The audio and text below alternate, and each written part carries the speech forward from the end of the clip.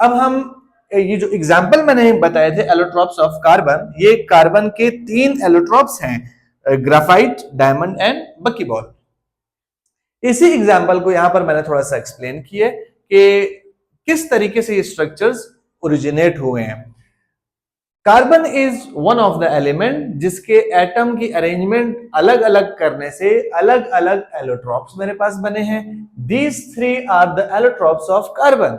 The first allotrope is graphite, the second one is diamond and while the third one is बकीबॉल।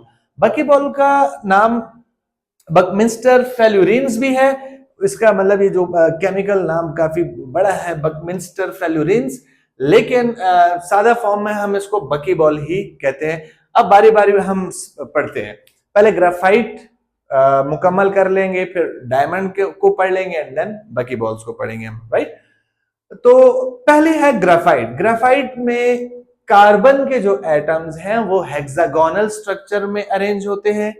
इनके जो arrangement of atoms होती है वो layers की form में होती है, यूं 2 लेयर्स होते हैं एक दूसरे के ऊपर स्लाइडिंग स्ट्रक्चर बनाते हैं, तो लेयर्स की पैटर्न होता है, जिसकी जब चूंकि लेयर्स हैं तो लेयर्स एक दूसरे के ऊपर स्लाइडिंग करते हैं, जिसकी वजह से ग्राफाइट का स्ट्रक्चर सॉफ्ट एंड स्लिपरी होता है। और चूंकि अब ये सॉफ्ट एंड स्लिपरी हैं, जिससे पता ये चलता है कि इसके अंदर जो फोर्सेस हैं वो वीक इंटरमोलिक्यूलर फोर्सेस होती हैं। मैंने शॉर्ट फॉर्म में IMF लिख दिया क्योंकि जगह कम था।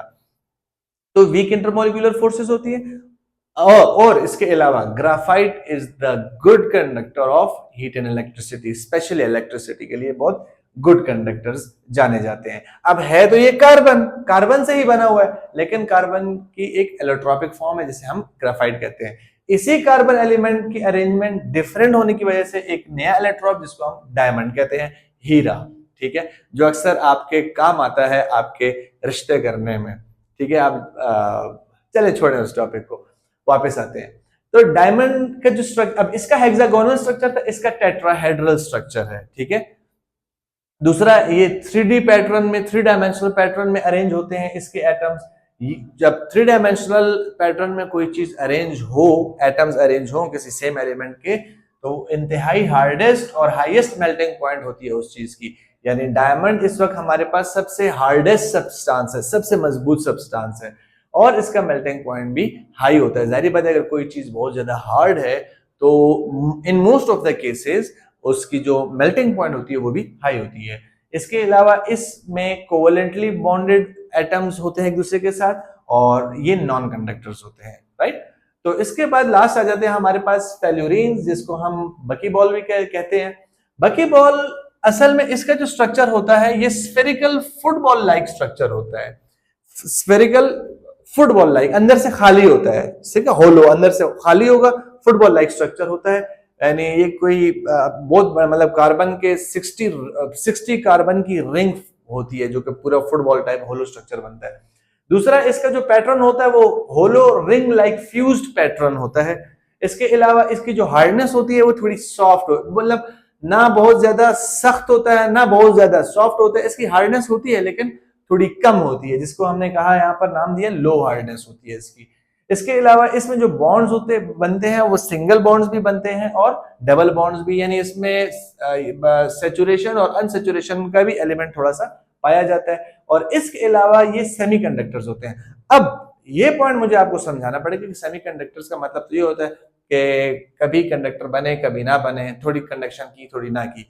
कुछ केसेस में ये इंसुलेटर है, कंडक्शन नहीं करता, बिल्कुल कंडक्शन करता ही नहीं है, बकीबॉल्स की बात कर रहा हूं। कुछ केसेस में ये बिल्कुल कंडक्शन करता ही नहीं है, लेकिन कुछ केसेस में जब हम इसको एनवायरनमेंट या इसकी कंडीशंस जो चेंज कर दें, रहे वो बकीबॉल है लेकिन जस्ट वो कंडीशंस हम चेंज कर देते हैं, तो फिर ये कंडक्टर की बजाय सुपर कंडक्शन शुरू कर देता है। तो जब ना करने पे आए तो इंसुलेटर होता है, बिल्कुल कंडक्शन करता है नहीं, लेकिन अगर हम कंडीशन मामूली सी चेंज कर दें तो फिर कंडक्टर से भी ज्यादा अच्छी कंडक्शन करता है इलेक्ट्रिसिटी की। तो चूंकि कर भी रहा है और नहीं भी कर रहा है, तो इस वजह से हम इसको सेमीकंडक्टर्स की लिस्ट में डालते हैं। तो अगर हम दोबारा बगौर जायजा लें तो हम क्या पढ़ रहे हैं, हम ये पढ़ रहे हैं कि एक ही एलिमेंट अगर उस एलिमेंट के एटम्स की अरेंजमेंट मुख्तलिफ करने से मुख्तलिफ शक्लें बन रही हैं, मुख्तलिफ स्ट्रक्चर्स बन रहे हैं, उन स्ट्रक्चर्स को हम एलोट्रॉप्स कहते हैं। उसमें हमने, और इस फिनोमेना को एलोट्रॉपी कहते हैं, और इसमें हमने कार्बन एलिमेंट के 3 एलोट्रॉप्स को पढ़ा। कार्बन के बेतहाशा एलोट्रॉप्स हैं, ये मैं आपको बात बता दूं, हंड्रेड्स ऑफ एलोट्रॉप्स हैं कार्बन के। उसमें फेमस वन यही है हमारे पास, ग्राफाइट, डायमंड एंड बकीबॉल। और फिर हमने उसकी कुछ प्रॉपर्टीज को यहाँ पर डिस्कस किया। ये तीनों जो एलोट्रॉप्स पढ़े हैं, ये तीनों कार्बन से बने हैं। ये 3 एलोट्रॉप्स हैं कार्बन के। ओके हो गया? आई होप आपको समझ आ गया होगा। जिन्होंने स्क्रीनशॉट लेना है वो इसका स्क्रीनशॉट ले लें। ठीक है? Thank you so much.